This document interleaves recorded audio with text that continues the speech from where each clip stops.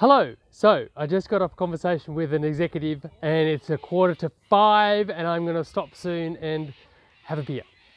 But before I do, I wanted to record a quick video around two distinctions that are extraordinarily important when it comes to empowering yourself and your staff. One of the biggest issues that we deal with in all organizations and in all realms of life, including our family, is the concept of integrity. Doing what you said you would do and not doing what you said you would do, or how to hold other people to account if they didn't do what they said they were going to do. So there are a couple of key things to get about integrity that make a huge difference to our ability to work with it. The first is that integrity doesn't mean anything. So we are very tightly attached to the concept that there's good integrity and bad integrity, or rather it's good to have integrity, but it's bad not to have integrity. I mean, then we all have our own definitions of what integrity means, and they tend to be fluid as well, sometimes depending on where our integrity is out.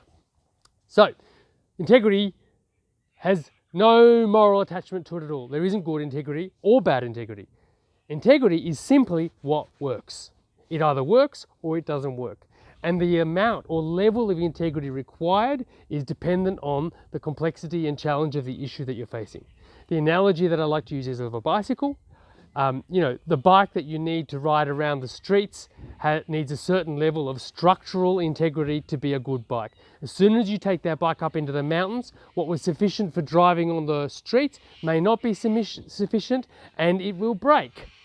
It doesn't have sufficient integrity for the task to which you have set it, but it did for the previous one.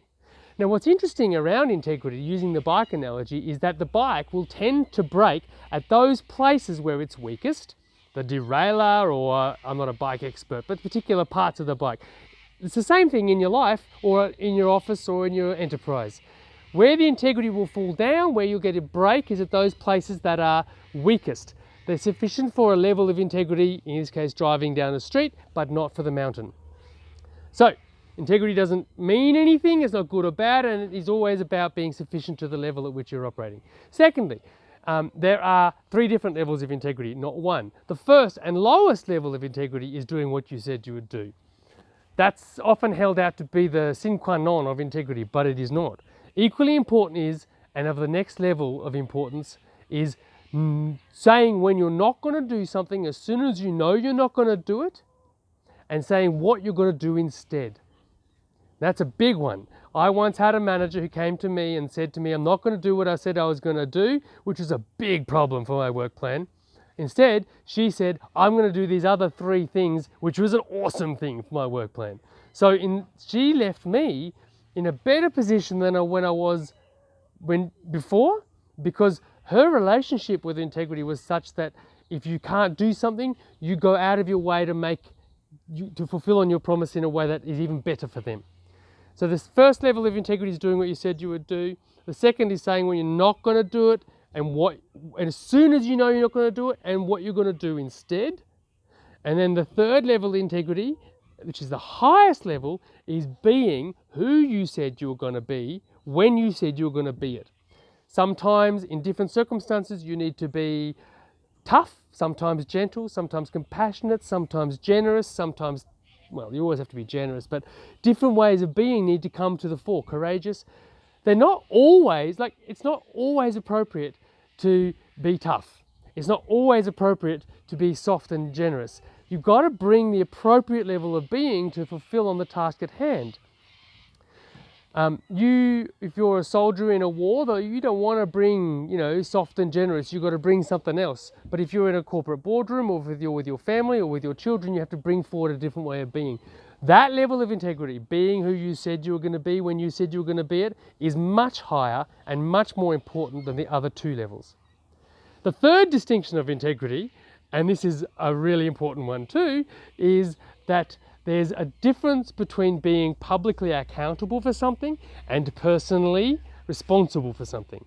Public accountability is something that is agreed publicly that you are accountable for, that others agree. You can be made accountable for things, but you can't be made responsible for something. That's a personal choice. So, for example, there are people I know who are who feel responsible for the unification of Cyprus. They have chosen to take that task on. There is no public agreement that that is their job. I know these people talk to presidents and prime ministers, and they're all over the world doing this amazing stuff trying to unify Cyprus, but there's no agreement that's their job. They have chosen to be personally responsible for it, but there's no accountability. On the flip side, I know people who are accountable for outcomes who do not feel that they are personally responsible for it, and that's where the challenge comes. You cannot make somebody responsible, you can only invite them. You can make them accountable, but they may not choose to be responsible.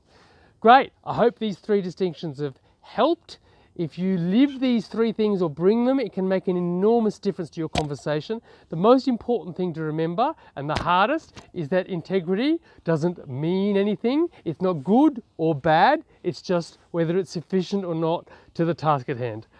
Great. Enjoy.